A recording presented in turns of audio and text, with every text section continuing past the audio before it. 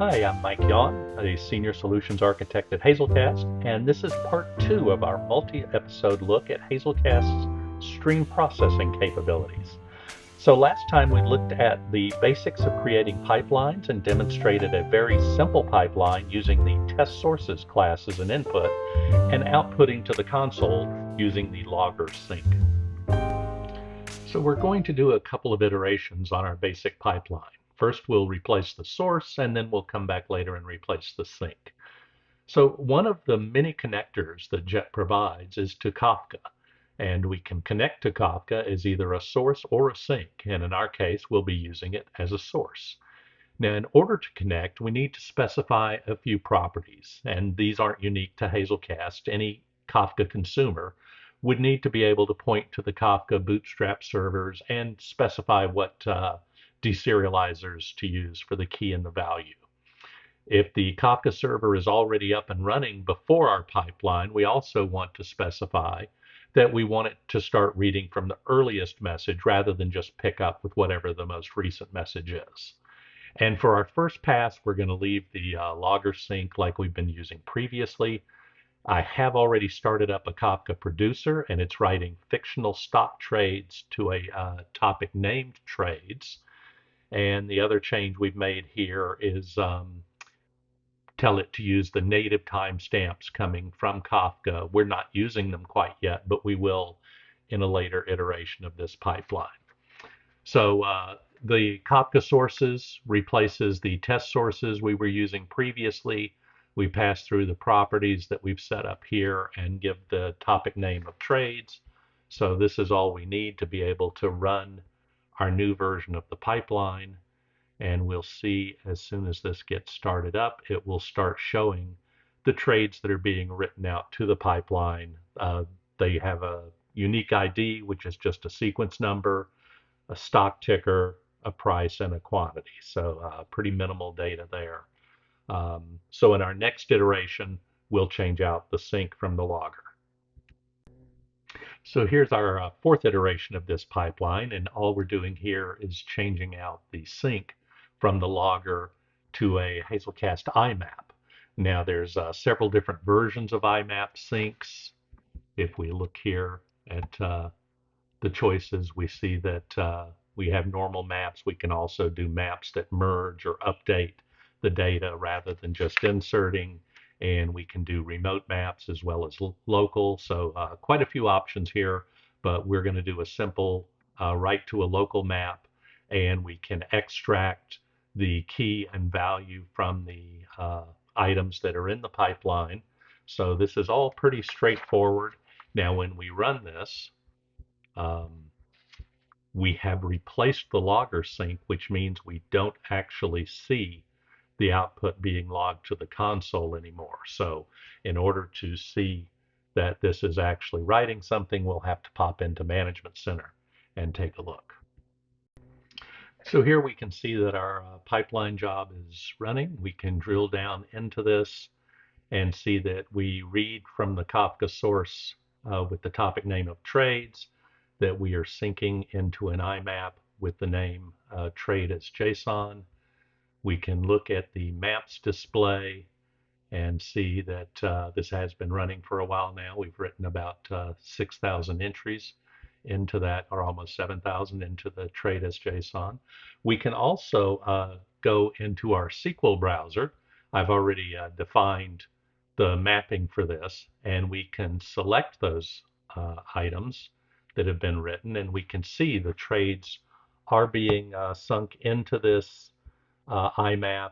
They are in JSON format, which means while we can do a select all pretty simply, if we wanted to do something such as add a where clause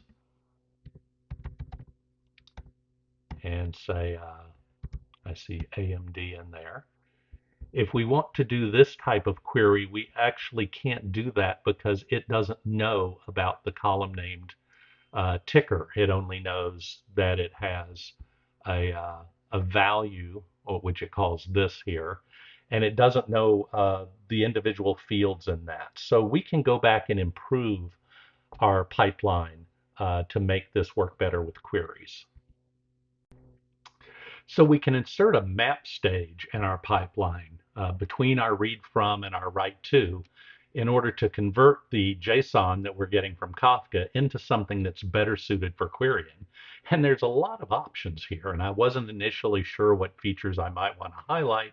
So I ended up doing 4 different variations of this. And I'm not going to run them all, but I do want to just show the code to briefly highlight the possibilities. So this one I call pipeline 4A.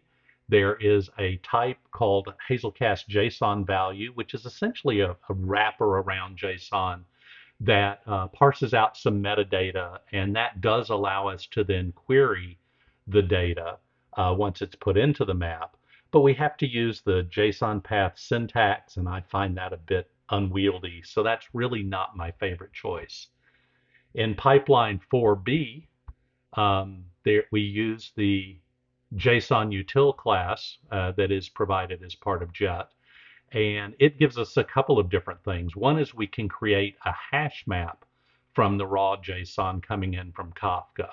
And then that essentially just gives us a hash map, and we can use that further downstream in pipeline stages to pull out individual items. But it doesn't make querying that much easier. So that's probably not our best option either.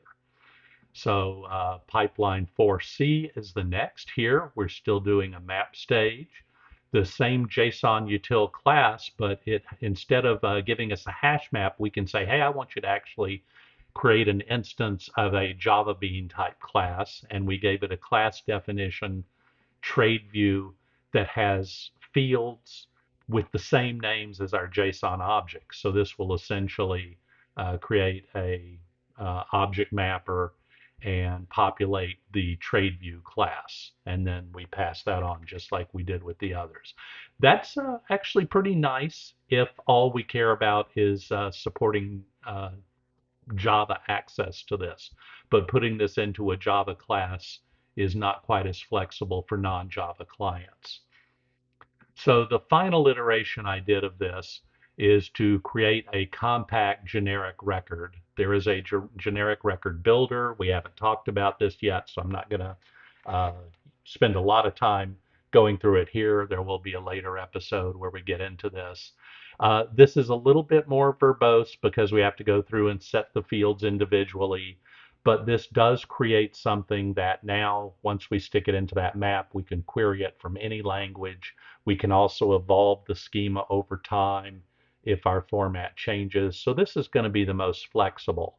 And this is the one that I'm actually going to run. We are going to put this into a different map called trade as Compact GenericRecord. So we will run this, and then we will go look at what happens in Management Center once we've let a few records populate.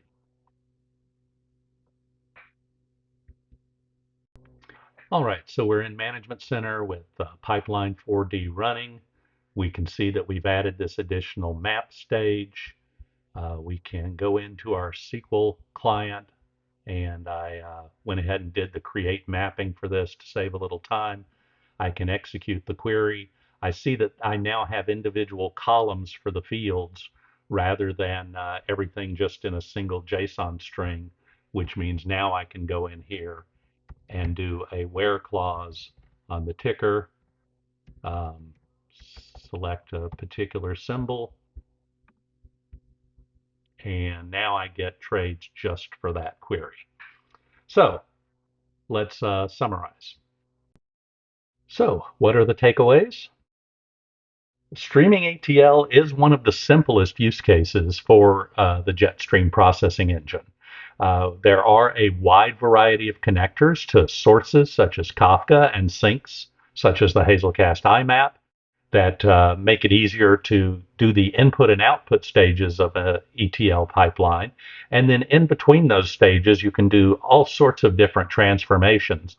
And the one we looked at several variations of is the map transform that allows us to convert whatever input type we have into something that we either want to store or that will be a more useful format for doing further processing further downstream in the pipeline. So we will continue to iterate over this same pipeline in our next episode. Thanks for tuning in.